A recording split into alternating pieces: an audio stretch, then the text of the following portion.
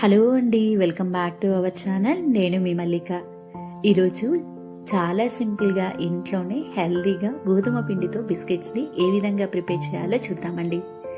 ఇంత ఈజీగా గోధుమ పిండితో బిస్కెట్స్ చేయొచ్చు అని తెలిస్తే బయట ఎవ్వరూ కొనరండి. ఇక లేట్ చేయకుండా ఈ హెల్దీ బిస్కెట్స్ని ఏ విధంగా ప్రిపేర్ చేయాలో చూసేద్దాం పదండి. దానికంటే ముందుగా నాదొక చిన్న రిక్వెస్ట్ అండి, మన ఛానల్ని కొత్తగా ఎవరైనా విజిట్ చేస్తుంటే కనుక ప్లీజ్ సబ్స్క్రైబ్ చేసుకోండి. ముందుగా మిక్సింగ్ బౌల్ తీసుకొని దాంట్లోకి 2 కప్పుల గోధుమ పిండి వేసుకోండి.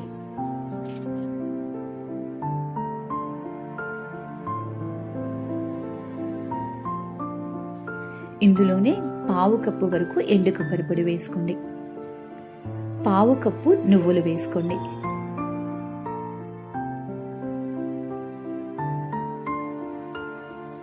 1/2 కప్పు నెయ్యి వేసుకోండి. ఈ నెయ్యి మొత్తం కూడా పిండికి బాగా పట్టేలాగా కలుపుకోవాలండి.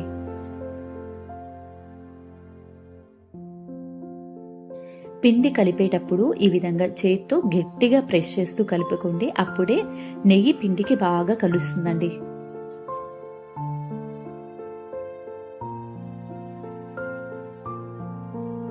ఈ విధంగా మొత్తం కలిసిన తర్వాత కొద్దిగా పిండిని తీసుకుని చేతితో ప్రెస్ చేస్తే మనకి ముద్దలాగా రావాలండి.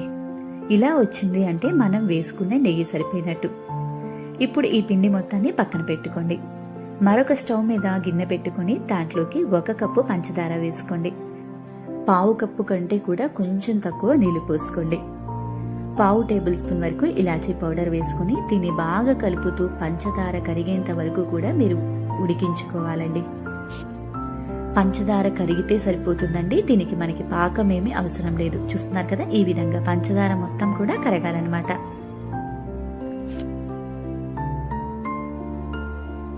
ఈ విధంగా కరిగిన పంచదార నీళ్ళని మనం ముందుగా పక్కన పెట్టుకున్న గోధుమ పిండి మిశ్రమంలో వేసుకుని బాగా కలుపుకోవాలండి.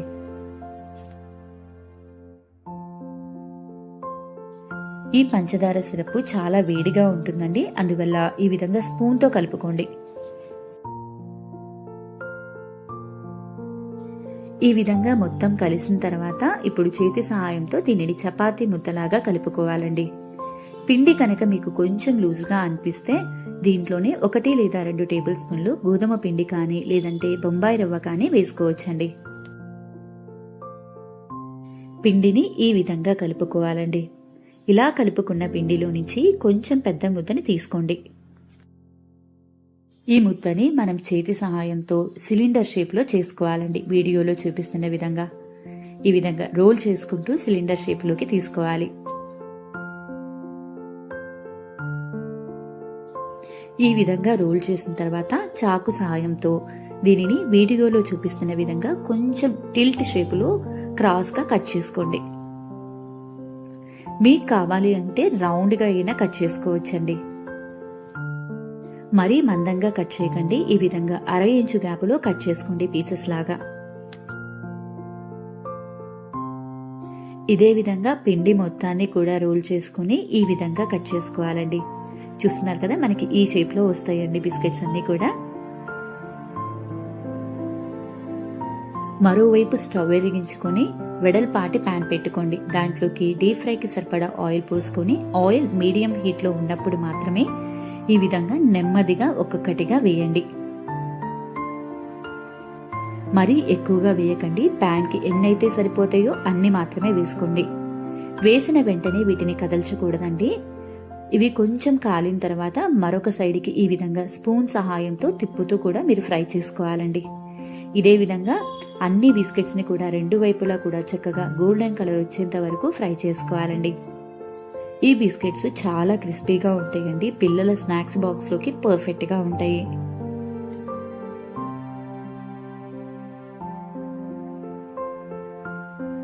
ఈ కలర్ వస్తే సరిపోతుందండి. ఇప్పుడు వీటిని తీసుకుని ఒక సర్వింగ్ ప్లేట్లోకి పెట్టుకోండి. ఈ బిస్కెట్స్ వేసిన వెంటనే కొంచెం మెత్తగా ఉంటాయండి.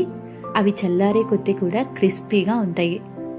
ఇవి చల్లారిన తర్వాత ఒక ఎయిర్ టైట్ కంటైనర్లో మీరు స్టోర్ చేసుకుంటే నెల రోజుల వరకు నిల్వ ఉంటాయండి. ఈ టేస్టీ బిస్కెట్స్ని మీరు కూడా ఒకసారి ట్రై చేసి ఎలా వచ్చినాయో కామెంట్ చేయండి. మీకు కనుక ఈ రెసిపీ నచ్చినట్టయితే మీ ఫ్రెండ్స్ అండ్ ఫ్యామిలీకి షేర్ చేయండి. మరొక టేస్టీ అండ్ హెల్తీ రెసిపీతో మీ ముందు ఉంటానండి. అప్పటి వరకు కూడా బాయ్ బాయ్.